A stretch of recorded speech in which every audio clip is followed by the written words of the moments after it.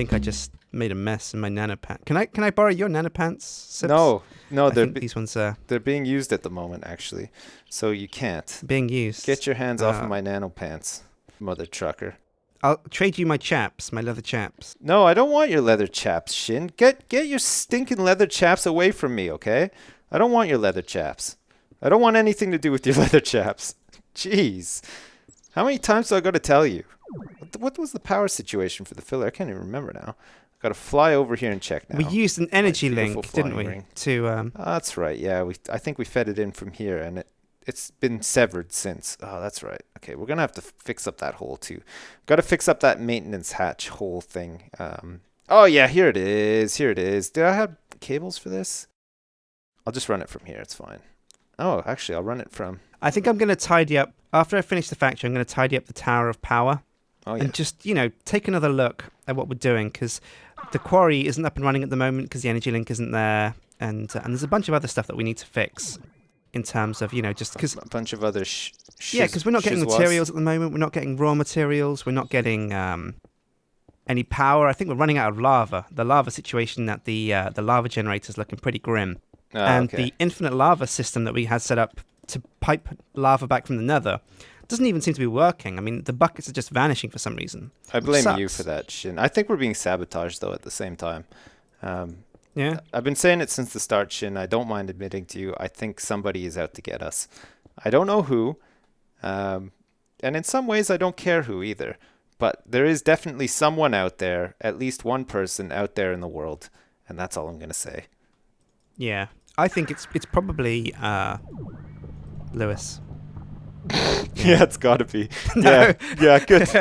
No. Good detective work, That's the Shin. last person who it's going to be. Where's that? Well, yeah, there was various clues. Yeah. Like I found a Starfleet comm badge next to the crapper when I was taking a number 3. Oh, Lewis is notorious for leaving his Starfleet comms badge next to the toilet after he's done. It's just like one of his things. Yeah. God, what an asshole.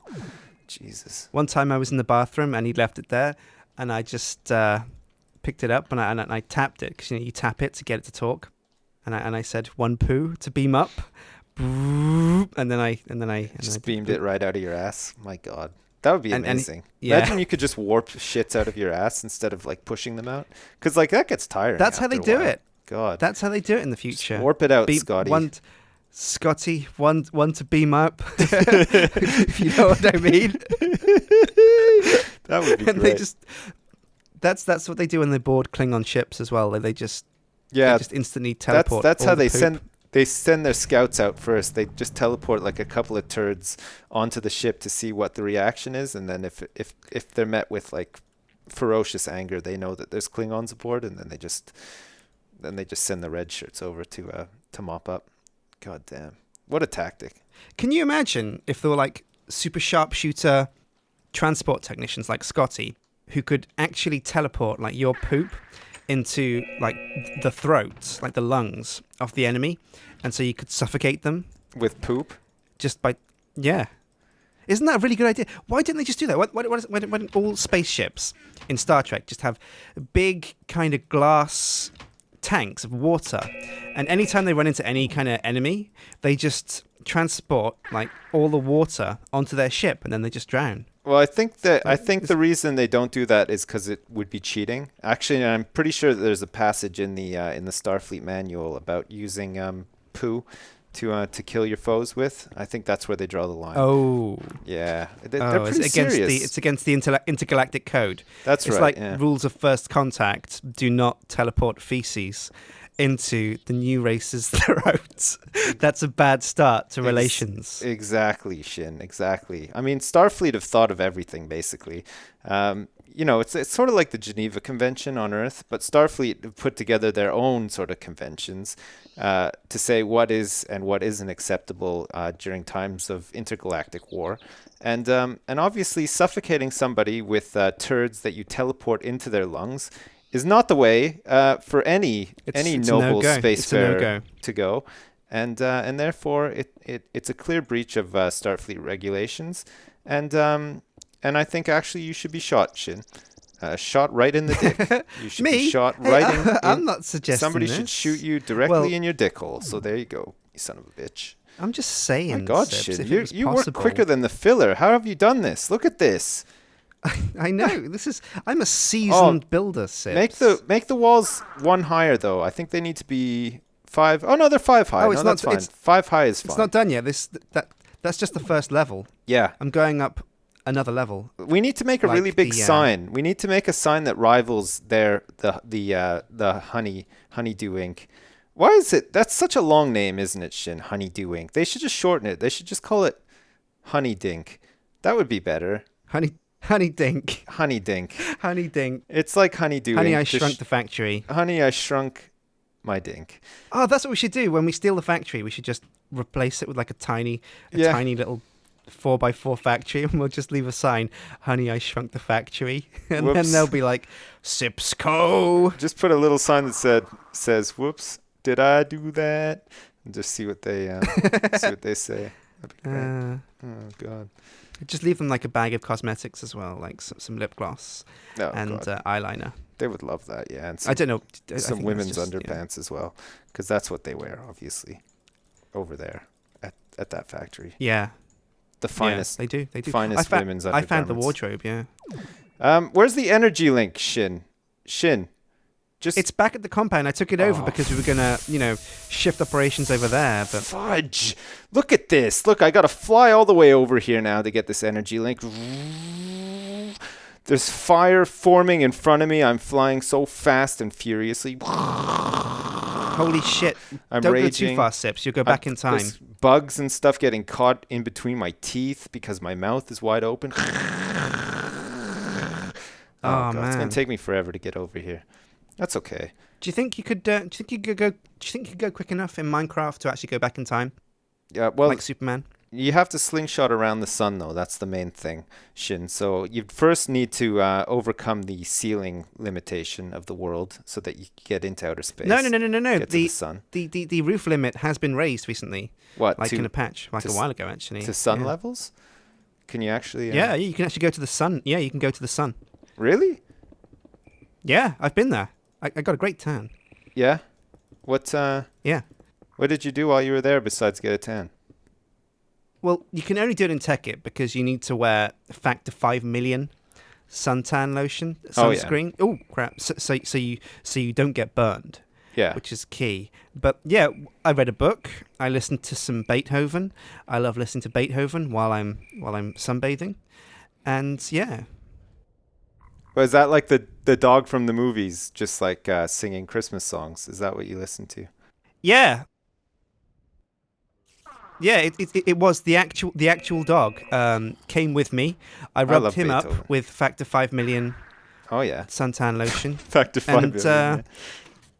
And the great thing is, he's one of those great Bernards, Saint Bernards. So he had like a keg underneath his neck, full of whiskey. Oh yeah. So whenever I was, feeling a bit parched, a bit thirsty, I'd say, "Hey Beethoven, come here, boy," and I go to tickle him under the chin, but then I'd actually tap his keg, and he'd be like, and he'd sort of wink, he'd wink at you and be like, "Coming right up," just like that faithful butler dog apprentice man. Yeah, coming right up, sa. Well, the thing is, I was listening to him, so he was singing, so I interrupted him mid kind of singing, and he just walked over and he goes, "Would Sir like rocks with his fire water?" And I said, "Yes, me, Big Chief, want fire water with my rocks." And he was like, "Yeah, coming up then, bro." Shin, I don't think Saint Bernards were designed to do that though. That's the only thing. I'm just gonna say that.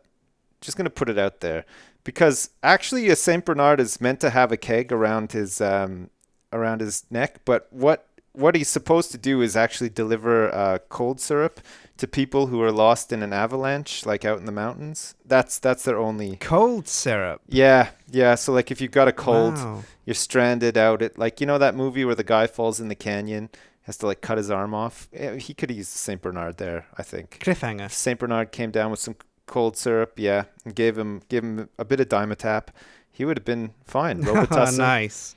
A little bit of Robitussin. Non-drowsy? Yeah, well, Non-drowsy? I don't know. Maybe you'd want drowsy in that situation, you know? Maybe just to Well, no, because the first thing they say when you're about to like die of hypothermia is, "Hey, don't quit on me. Don't fall asleep. Yeah. Don't fall asleep, Jimmy." So actually, if you gave him extra drowsy Robitussin and then they fell asleep, holy shit, that would be not very good. Yeah. Good God. Oh. Spiders are climbing the factory walls and kicking Already? my ass. We need some torches, Yeah, I think. yeah. Should I put some torches up around the perimeter a little? Look at this. Yes. You know what I think we should do, Sips? We should get some interdiction torches. Yeah. I think pretty soon we're going to have the money, the raw EMC power to just splash interdiction torches everywhere. Yeah. So we should just do that at some point. So we don't this get any factory monsters. is going to be fantastic. You're doing a great job, It is, isn't Shin. it? Yeah. I never thought it would take Thank shape you. like this, but just splash some torches around.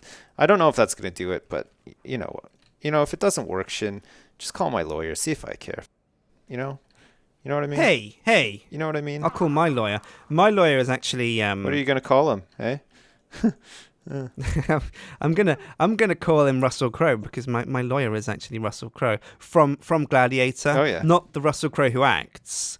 Actually, have you ever seen that movie Last Action Hero? No, I never have.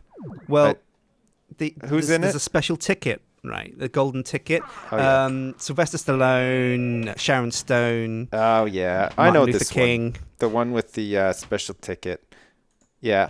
And the eye patch. Anyway, so the thing is, if you get this special ticket and you go into the cinema wearing this special 3D eye patch, Yeah. because you know how 3D glasses are like blue and red? Yeah. Well, a 3D eye patch is just red.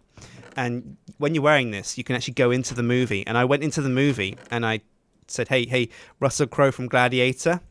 And he says, "Are you entertained?" And I said, "Yeah, it's a great movie, but I'm in need of legal representation. Will you be my lawyer?" And he said, "You can take my movie, but you'll never take my right to practice the law." And he accepted. He gave me a pen and said, "Yeah, I'm your man. I'm your man, Jen." And What a yeah, stand-up guy. I never thought Russell Crowe would be like that, because actually the last time I heard anything about Russell Crowe, for some reason he got mad at somebody or something and he like threw a banana at their face like really hard. It was like some woman but not yet. Oh wow. said, "Could you please sign my prize-winning banana, Russell Crowe?" And he was like, I hate bananas. Just wrenched the banana from her hand and whipped it into her face. So I don't know what the hell Russell Crowe's problem is, but that I heard that story, Sips. rustled my Jimmy's big time. I heard it different. I heard it wasn't a banana. She kind of came up to him and said, "Will you sign my banana?" But it was actually a banana bomb. Oh. Set to 5 seconds maximum bounce. Oh, I see. And so he used his ninja reflexes to just elbow the banana, and it bounced back in her face. Yeah. And exploded. And there was banana sundae all over her face. So he went for the elbow drop on the banana, but of course the banana cannot be elbow dropped, so it slipped from under his elbow, shot up, flew through the air, and hit this woman in the face. Because that's what she's. Yeah. He attached a pen to his elbow, and she said, "Can you sign my banana by elbow dropping the banana with a pen attached?" Oh my God. I saw that. I had. That was unfortunate. Oh man. Oh no.